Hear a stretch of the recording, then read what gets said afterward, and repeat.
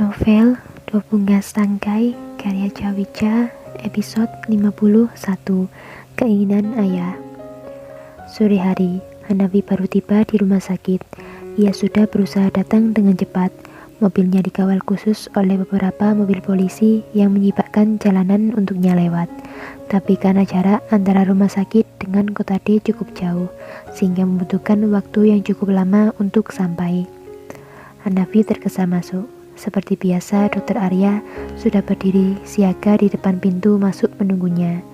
Sejak dalam perjalanan tadi, ia sudah diberondong dengan banyak pertanyaan dari pesan singkat Hanafi yang hampir tiap menit menanyakan perkembangan keadaan ayah mertuanya.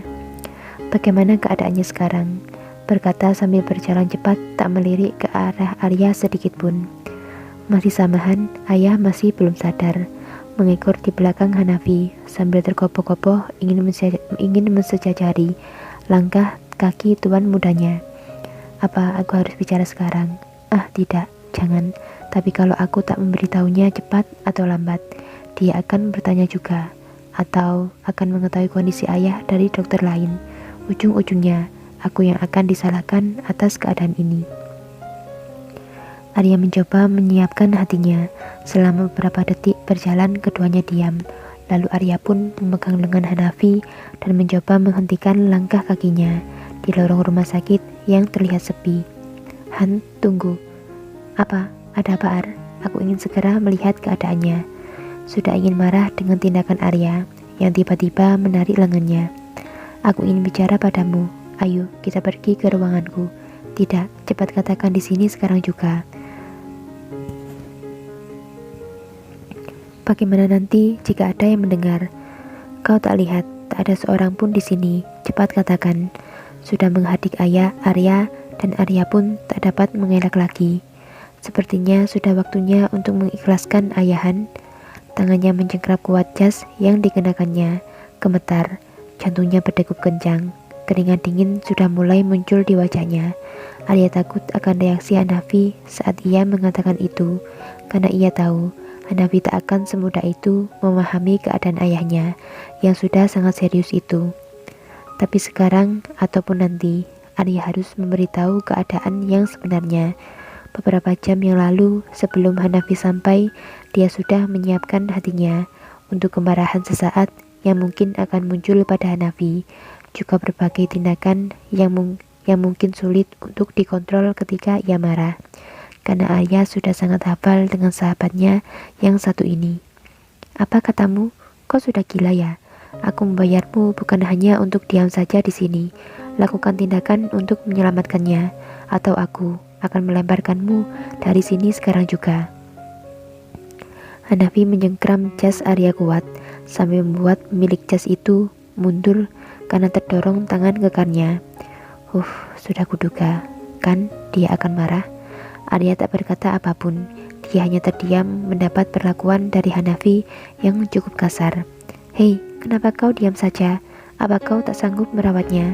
Aku akan memindahkannya ke rumah sakit yang lebih canggih dari rumah sakit tidak bergunamu ini. Padahal kau tahu, Han, ini adalah rumah sakit terbesar dan terlengkap di sini. Kau benar-benar tak berguna, Ar.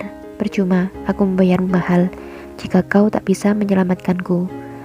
Amarah benar-benar menguasai hatimu, Tuan Muda. Sadarlah. Hei, katakan sesuatu.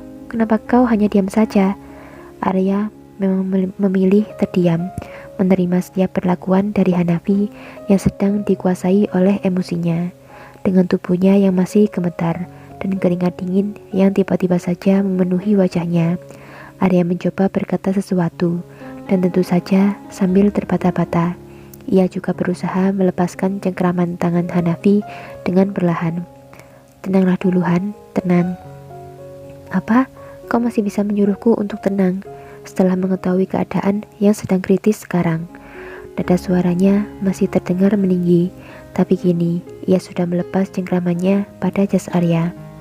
Kendalikan emosimu, Han. Kau tak bisa bersikap egois seperti ini. Sikapmu bisa semakin menyakitinya. Tubuhnya rapuh, Han. Mata Arya kini berkaca-kaca. Katakan sesuatu, katakan padaku, Ar. Kenapa semua orang yang kusayangi pergi meninggalkanku? Apa salahku? Kini Hanafi terisak menyandarkan dirinya di dinding, kedua tangannya menutupi wajahnya. Kau tak salah, Han. Kita sudah berusaha dengan baik, Han. Arya menepuk-nepuk pundak Hanafi, berusaha menenangkannya. Apa ayah sudah tidak bisa bertahan lagi? Katakan, apa obat yang bisa menyembuhkannya? Aku akan membelinya berapapun harganya. Katakan, Ar. Memandang Arya dengan wajah memelas dan berderai air mata. Han, aku mohon, jangan seperti ini. Katakan padaku, sampai kapan ayah bisa bertahan? Aku pun tak bisa mengatakannya, Han, karena itu hanya rahasia Tuhan. Tapi melihat keadaannya yang sekarang, katakan, kenapa, Ar? Keadaannya semakin menurun drastis. Beliau belum sadarkan diri. Ayah dalam keadaan komahan dan mungkin tak akan bertahan lebih lama lagi jika keadaannya semakin menurun seperti sekarang. Hanafi tak dapat berkata apapun. Ia kini berjongkok di lantai, menumpukkan kedua tangannya di lutut, menunduk dan terisak di sana. Begitupun dengan Arya yang ikut meneteskan air mata, seakan ia tahu apa yang dirasakan Hanafi sekarang. Dari kejauhan, seorang perawat setengah berlari memanggil-manggil Dokter Arya. Arya yang melihat perawat itu hendak menghampirinya, menaruh jari telunjuknya di bibirnya, sebuah isyarat untuk menyuruhnya terdiam. Karena ia sedang bersama Hanafi, dengan hati yang sedang kacau, ia tak mau membangkitkan emosinya lagi. Tapi entah karena panik atau apa, perawat itu malah mendekat dan berkata, "Maaf dokter, pasien ICU VVIP nomor 1 sudah sadar." Sambil menunjukkan kepala dalam, perawat itu mengenali siapa yang tengah berjongkok di depan Dokter Arya. Seketika Hanafi pun mendongak, menatap perawat itu, lalu sedetik kemudian ia menatap Arya dengan wajah yang sudah sedikit cerah. "Ayah." Arya dan Hanafi berkata bersamaan. Mereka berdua pun berlari kecil menuju ruangan yang disebut, melewati dan meninggalkan perawat itu begitu saja.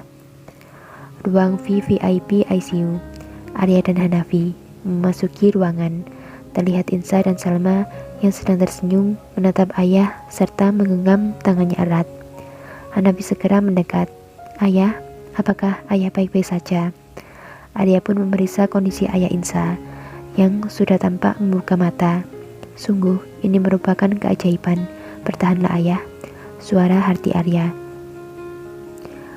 "Baik, Naan," menjawab dengan suara paraunya. "Jangan mengajak ayah banyak bicara dulu, Han. Biarkan beliau beristirahat. Keadaan ayah baik. Saya pamit permisi dulu." Arya menepuk pundak Hanafi sambil berlalu pergi. Hanafi pun mengantarkan Arya keluar ruangan. Entah apa yang mereka bicarakan sebelum Arya keluar. "Apa ayah mau minum?" Insa menawarkan minuman yang ada di samping ayah yang belum tersentuh sama sekali. Tapi ayah mengelengkan dengan pelan. "Atau ayah mau makan? Ayah belum makan apapun sejak tadi pagi. Pasti ayah lapar." Salma melakukan hal yang sama. Ayah mengelengkan kepala lagi. "Lalu, apa yang ayah mau? Atau ayah ingin makan makanan kesukaan ayah?" Salma membujuk lagi. "Aku akan memasaknya sekarang jika ayah mau." Insa mencoba menawarkan diri. Ayah tetap menggelengkan kepalanya. "Atau ayah ingin makan sesuatu? Katakan saja ayah, aku akan membuatkannya." Insa merayu lagi dan tersenyum tulus pada ayahnya. "Atau ayah ingin istirahat saja? Tapi ayah belum makan sesuatu dari tadi pagi." Saud Salma lagi. "Katakan sesuatu ayah, ayolah." Ayah tak menjawab apapun, hanya menggelengkan lagi dan lagi. Tapi pandangannya tetap fokus pada mereka berdua yang bertanya, dan yang menandakan ayah masih dalam keadaan sadar sepenuhnya. Salma dan Insa diam sejenak. Mereka saling menatap bingung. "Katakan ayah, apa keinginan ayah? Kita akan mewujudkannya." Salma dan Insa bingung kalau ayah hanya diam. "Katakan, apa yang ayah inginkan?" Salma tampak menunjukkan wajah membelas pada ayah. "Ayah ingin melihatmu menikah, Salma." Saut ayah kemudian dengan suara paraunya dan terbata-bata. Bersambung.